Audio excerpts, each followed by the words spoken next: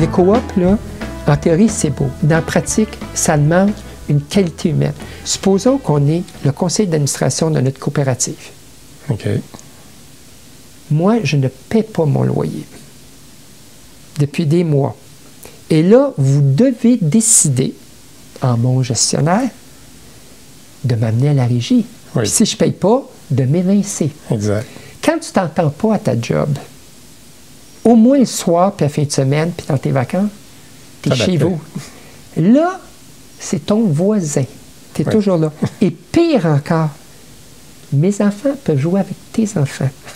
Puis tes enfants vont dire, « Papa, pourquoi tu évinces mes amis? » Oui.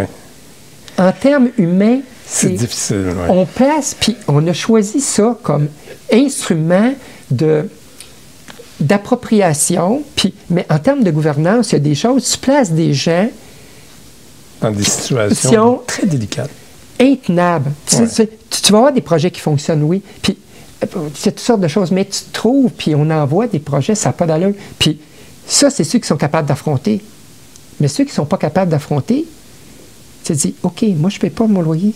Pourquoi toi, le cave, tu paierais le tien? Puis là, à un moment donné, ça arrive à exactement la même chose. Le banquier appelle.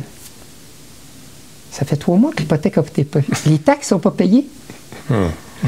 Donc, c'est des défis. Puis, c'est des défis importants. Puis, quand on faisait des petites coopératives, le défaut des petites coopératives, c'est que s'ils vont mal et ont besoin d'aide, il n'y a pas assez de revenus pour payer un redressement. Il n'y a pas de masse critique. Là. Exactement. Puis si c'est une coop de 200 logements, tu as à gérer un processus politique et social. Faire une assemblée générale de 200 logements. C'est autre chose que 4-5. Parce que là, tu as ton volume. À Montréal, là, quand tes terrains coûtent une fortune, donc il faut que tu densifies. C'est vrai pour tout en immobilier, il faut que tu densifies. Donc, tu vas avoir une diversité sociale.